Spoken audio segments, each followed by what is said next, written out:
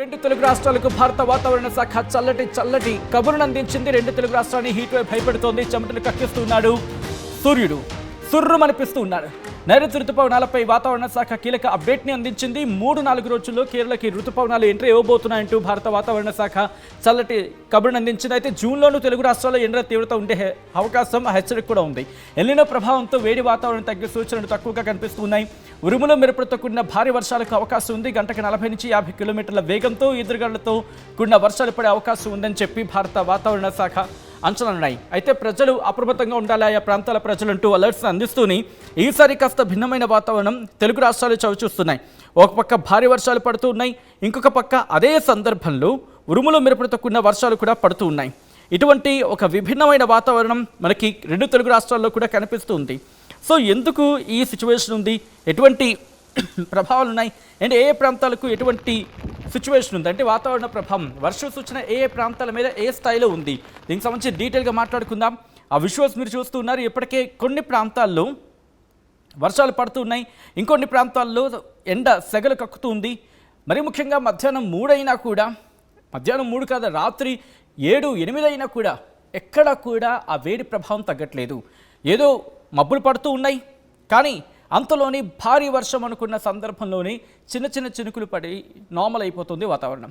ఈ క్రమంలో ఎక్కడ నైరుతి రుతుపవనాలు ఉన్నాయి, ఎప్పుడు ప్రవేశించే అవకాశం ఉంది, దీనికి సంబంధించిన మ్యాప్లో చూపించే ప్రయత్నం చేస్తాను. ఇక ఆలస్యం చేయకుండా మ్యాప్లోకి వెళ్ళిపోదాం. ఇదిగోండి, ఇది భారత వాతావరణ శాఖ ఇచ్చిన ఆ రిపోర్ట్ అండ్ ఆ మ్యాప్. ఒకసారి మీరు గమనిస్తే కనుక ఓకే బ్లింక్ అవుతూ ఉంది. Let me pause. ఇదిగోండి, ఓకే రిఫ్రెష్ చేద్దాం. Then it could be fine. Let see. కాస్త బ్లింక్ అవుతుంది కాబట్టి. సో మీరు గమనించవచ్చు ఇక్కడ మేఘాలు ఇటువంటి సిచ్యువేషన్ ఉంది అని చెప్పి. ఇదిగోండి, నైరుతి రుతుపవనాల గురించి మాట్లాడుకుంటున్నాం కదా, మీరు చూడొచ్చు నైరుతి రుతుపవనాల ప్రభావానికి సంబంధించి ఇక్కడ మీరు చూడండి ఎటువంటి పరిస్థితులు ఉన్నాయనేది. మబ్బులు పడుతూ ఉన్నాయి, మబ్బు లాంటి వాతావరణం కనిపిస్తూ ఉంది. ఆ ప్రభావం మీకు చూస్తూ ఉన్నారు, కాస్త మనకు ఆ ప్రభావం కనిపిస్తూ ఉంది. కానీ వర్షాలు పడుతూ ఉన్నాయా? As of now biggest question mark. అంతగా ఇక్కడ మనకి వర్షాలు అంతగా కనిపించట్లేదు. మీరు చూస్తే విశాఖపట్నం లాంటి ప్రాంతాల్లో కూడా కనిపిస్తూ ఉన్నాయి. అండ్ ఇక్కడ మీరు చూస్తే కనుక ఇక్కడ కొంచెం మనకు కనిపిస్తూ ఉంది. అండ్ నైరుతి రుతుపవనాలు ఇంకొక 3-4 రోజుల్లో రాబోతాయని చెప్పి ఓపెన్ చేద్దాం. ఫస్ట్ ఆ రిపోర్ట్ నేను మీకు చూపించేస్తాను, క్లోజ్ షాట్లోకి వెళ్ళి వాటిని నేను మీకు చూపిస్తాను. ఆ తర్వాత మనం డీటెయిల్గా మాట్లాడుకుందాం. ఎందుకంటే నైరుతి రుతుపవనాలు ఎక్కడున్నాయని చెప్పి చాలామందికి ఆ ఎంతూసియాసం ఉంటూ ఉంటుంది. మీరు చూడొచ్చు ప్రస్తుతం నైరుతి రుతుపవనాలు ఎక్కడున్నాయనేది. ఇది నేనంటున్న మాట కాదు, భారత వాతావరణ శాఖ ఐఎండీ ఇచ్చిన అఫీషియల్ వెబ్సైట్ నుంచి మనం తీసుకున్న ఇన్ఫర్మేషన్ ఇది. మీరు గమనిస్తే కనుక ఇదిగోండి, ఇది యాక్చువల్ డేట్. మీకు బ్లూ కలర్లో కనిపిస్తుంది కదా, ఇది యాక్చువల్ డేట్ అంటే ప్రస్తుతం ఎక్కడున్నాయనేది. ఈ రెడ్ కలర్లో ఉన్నవి నార్మల్ డేట్స్ ఆఫ్ ఆన్సెట్. అంటే ఈ రెడ్ కలర్లో మీకు కనిపిస్తుంది కదా, ఈ రెడ్ కలర్లో ఉన్నది ఏంటంటే ఈ సమయానికి రావాలి, కానీ ప్రస్తుతం బ్లూ కలర్ ఉందంటే ఇప్పుడు వచ్చినట్టు. సో ఇక్కడ చూద్దాం, 26 మే, సాధారణంగా 26 మేకి శ్రీలంకను తాకాలి. అఫ్కోర్స్ ఇందాక అండమాన్ నికోబార్ దీవుల్ని తాకుతాయి ఫస్ట్, ఆ తర్వాత నుంచి శ్రీలంకను తాకుతాయి, ఆ తర్వాత నుంచి తమిళనాడు, కేరళ, ఆ తర్వాత మనకి ఆంధ్రప్రదేశ్కి సంబంధించి రాయలసీమ ప్రాంతాలు, ఆ తర్వాత కర్ణాటక, ఆ తర్వాత తెలంగాణ, ఆ తర్వాత మధ్యప్రదేశ్, మహారాష్ట్ర, ఛత్తీస్గఢ్, గుజరాత్ ఈ ప్రాంతాలకి వెళ్ళిపోతూ ఉంటుంది. ఇప్పుడు మీరు గమనిస్తే కనుక 22వ తారీఖున నార్మల్ డేట్స్ ఆఫ్ ఆన్సెట్ ఇప్పుడు 22వ తారీఖున. కానీ మీరు గమనిస్తే అండమాన్ నికోబార్ని 16-17 తారీఖులనే తాకింది. ఇదిగోండి, ఇది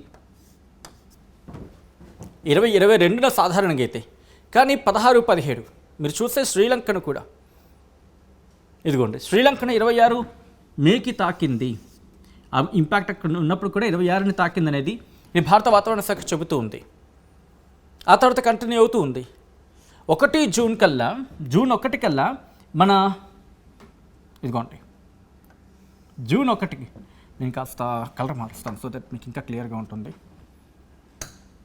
ఓకే, ఇదిగోండి జూన్ 1 మీరు గమనిస్తున్నారా, ఇది యాక్చువల్. జూన్ 1కి మనకి ఇటు తమిళనాడుని, కేరళ తీరాన్ని తాకాలి మన భారతదేశానికి వచ్చినప్పుడు. కానీ ఈసారి ఇంకా లేదు. ఇదిగోండి ఇక్కడ దాదాపుగా మనకి అడ్వాన్స్డ్గా కనిపించింది. ఇక్కడ 10 రోజులు ఇప్పుడు శ్రీలంక తీరాన్ని తాకినప్పుడు మనకి చూడండి, మీరు గమనిస్తే కనుక ఎప్పుడు అన్నారు ఈ రెడ్లు 22 మే, బట్ 16-17 తాకింది. అంత దాదాపుగా ఒక 5 రోజుల పాటు ముందుగానే వచ్చేస్తుంది. ఇక్కడ 5 రోజులు ముందుగానే మనకు కనిపిస్తుంది.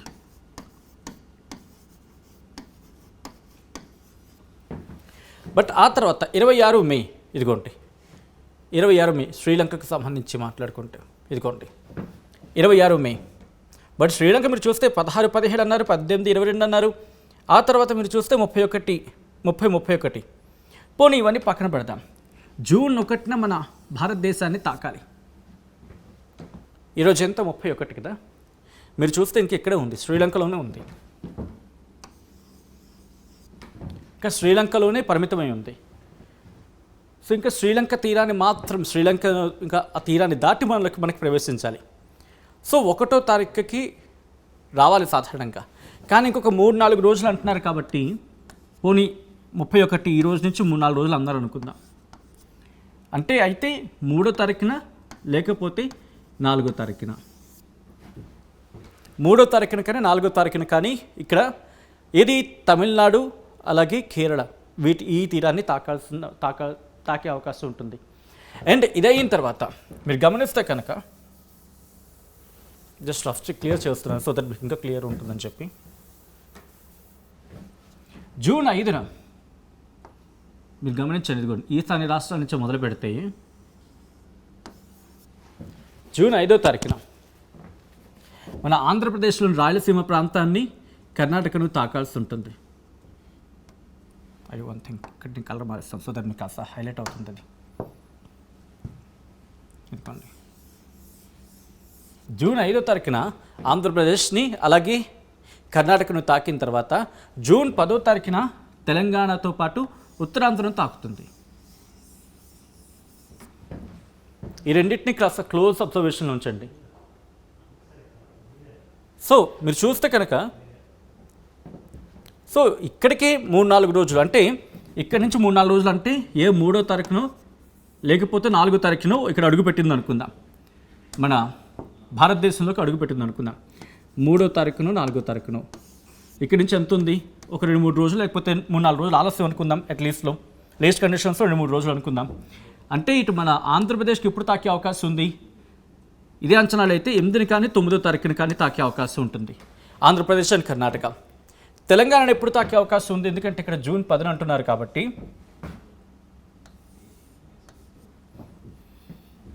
ఏ 13నో లేదా 14న తాకే అవకాశం కనిపిస్తూ ఉంది. మన భారతదేశంలోకి అడుగుపెట్టేది, భారత్లోకి అడుగుపెట్టేది 3వ తారీఖు 4వ తారీఖులో కానీ, అండ్ ఆంధ్రప్రదేశ్కి సంబంధించి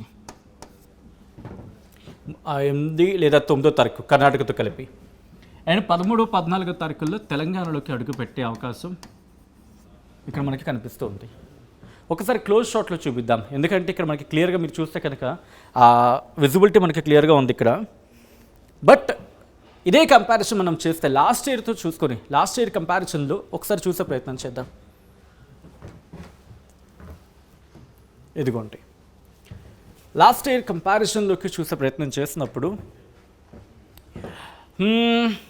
ఐ డూ వన్ థింగ్, ఒక్కసారి ఇఫ్ పాసిబుల్ మీరు విజువల్స్ కోసం వెళ్ళే ప్రయత్నం చేస్తారు సో దట్ నేను డబుల్ బాక్స్లో కంపారిజన్ చూపించే ప్రయత్నం చేస్తాను సో దట్ ఇంకా మన వాళ్ళకి క్లియర్గా అర్థమవుతుంది. సో విజువల్స్ మీరు చూస్తున్నారు, ఇప్పటికీ 2 తెలుగు రాష్ట్రాల్లో కూడా ఎటువంటి పరిస్థితి ఉంది అనేది. ఎందుకంటే భారత వాతావరణ శాఖ ఏం చెబుతూ ఉంది, వర్షాలు ఉంటాయి ఏడాది, కానీ కంపారిటివ్లీ చూసుకున్నప్పుడు కాస్త తక్కువగా ఉండే అవకాశం ఉందని చెప్పి భారత వాతావరణ శాఖ చెబుతూ ఉంది. సో ఈ నేపథ్యంలో మనం చూసుకుంటే కనుక 2 సిచ్యువేషన్స్ కూడా అంత ఫేవరబుల్గా ఇక్కడ మనకి కనిపించట్లేదు. సో ఇటువంటి సందర్భంలో ఇదిగోండి లాస్ట్ ఇయర్ ఎటువంటి పరిస్థితి ఉంది అనేది ఒకసారి విజువల్లో మీరు చూస్తే కనుక ఇక్కడే క్లియర్గా ఉంది, ఇక్కడే క్లియర్గా మీకు కనిపిస్తూ ఉంది. లాస్ట్ టైం మనకి 2025 రిపోర్ట్ ఇది advance of south west monsoon. ఇక్కడ నేను మీకు మార్క్ చేసి చూపిస్తాను. మనం మాట్లాడుకున్నాం కదా 22 లాస్ట్ టైం మీరు చూస్తే కనుక జూన్ 1న అన్నారు, ఇదిగోండి జూన్ 1న అన్నారు, సో బట్ ఎప్పటికొచ్చింది 24 మేలోకి అడుగు పెట్టేస్తుంది. కాస్త జూమ్కి వెళ్ళాలండి మనం, ఎందుకంటే చూపించాల్సిందే. లాస్ట్ ఇయర్ మీరు గమనిస్తే కనుక జూన్ 1న మనకి ఇటు అడుగు పెట్టాలి మన భారత్లోకి, బట్ మే 24న అడుగు పెట్టేస్తుంది. మీరు చూడొచ్చు, లాస్ట్ ఇయర్ అయితే మే 24న అడుగు పెట్టింది. మన ఆంధ్రప్రదేశ్లోకి ఎప్పుడు వచ్చేసింది, మన తెలుగు రాష్ట్రాలకు ఎప్పుడు టచ్ చేసింది, ఆంధ్రప్రదేశ్ అండ్ తెలంగాణకి ఏకంగా. ఇదిగోండి ఇక్కడ మీరు అబ్జర్వ్ చేయొచ్చు, ఇది మన భారత్లోకి అడుగుపెట్టింది. ఇది ఆంధ్రప్రదేశ్ అండ్ తెలంగాణ మన భారత్లోకి అడుగుపెట్టిన తర్వాత 24-25 మధ్య 26వ తారీఖున అనుకోవచ్చు. ఓకే, సో 24-25 లాస్ట్ ఈ పాటికి మనకి మాన్సూన్స్ ఎంటర్ అయిపోయాయి. మాన్సూన్స్ ఎంటర్ అయిపోయిన పరిస్థితి. అండ్ విత్డ్రాల్ కూడా నేను మీకు చూపిస్తాను, అటువైపు మీకు ఇమేజ్లో ఉంది, ఒక్కసారి చూపిస్తున్నాను. విత్డ్రాల్ అంటే వెళ్ళిపోతున్న సందర్భం కూడా, అంటే దాదాపుగా మనకి అక్టోబర్ వరకు ఉండింది లాస్ట్ టైం అయితే. 13th and 15th అక్టోబర్ వరకు కూడా తెలంగాణ అండ్ ఆంధ్రప్రదేశ్లకు సాధారణంగా 15th వెళ్ళిపోవాలి. బట్ లాస్ట్ టైం అడ్వాన్స్గా వచ్చాయి కాబట్టి ముందునే వెళ్ళిపోయాయి, 13వ తారీఖున వెళ్ళిపోయాయి. కాబట్టి మనకి అక్టోబర్ వరకు కూడా వర్షాలు కనిపించాయి. కొంచెం బ్లరిష్గా ఉంటుంది, రిపోర్ట్ కొంచెం అలాగే ఉంది. సో నేను మీకు చూపించే ప్రయత్నంలో బాగా రిపోర్ట్ తీసే ప్రయత్నం చేశాను ఇది. కాబట్టి ఈసారి మనకి కాస్త ఇబ్బందికర వాతావరణం ఉంటుంది అనుకోవడంలో అతిశయోక్తి లేదు. బట్ ఆ రిపోర్ట్స్ చూపిస్తారు, సో మనం ఇంకా క్లియర్గా మాట్లాడుకుందాం. మీరు చూసారు కదా భారత వాతావరణ శాఖ ఏం చెబుతుంది అనేది. ఈ విజువల్ చూడండి, ఇది బంగాళాఖాతంలో ఎటువంటి పరిస్థితి ఉందనేది మీకు క్లియర్గా చూపిస్తూ ఉంది. బంగాళాఖాతం నుంచి ఇటు నైరుతి ఋతుపవనాల ప్రభావం ఇటు శ్రీలంక మీద ఉన్నప్పటికీ కూడా అక్కడ ఎటువంటి సందర్భం, ఎటువంటి పరిస్థితి ఉందో మీరు చూడొచ్చు. పెద్దగా మనకి వర్షాల ప్రభావం లాంటి సిచ్యువేషన్ ఏం కనిపించట్లేదు. అండ్ దాంతోపాటు బంగాళాఖాతంలో కూడా ఏదో మామూలు స్థితుల్లో ఎటువంటి వాతావరణం ఉంటుందో ఏదో అలాంటి వాతావరణం కనిపిస్తుంది. ఇది దీంతోపాటు భారత వాతావరణ శాఖ ఏం చెబుతుంది అనేది ఒక్కసారి నేను మీకు రిపోర్ట్లో చూపించే ప్రయత్నం చేస్తాను. ఇదిగోండి భారత వాతావరణ శాఖ కొద్దిసేపటి క్రితం ఇచ్చిన రిపోర్ట్ ఇది.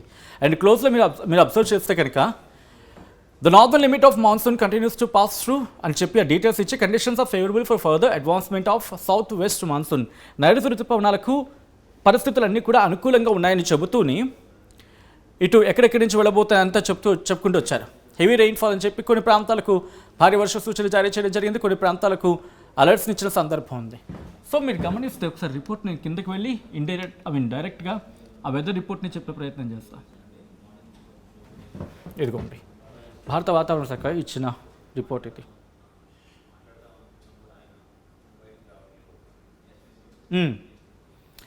ఇప్పటికే ఆరెంజ్ అలర్ట్ జారీ చేస్తుంది భారత వాతావరణ శాఖ ఆంధ్రప్రదేశ్కి అండ్ తెలంగాణతో పాటు ఇటు మన దక్షిణ భారతదేశానికి ఎల్లో అలర్ట్ జారీ చేస్తుంది, ఎక్సెప్ట్ కర్ణాటకలోని కొన్ని ప్రాంతాలు మినహా.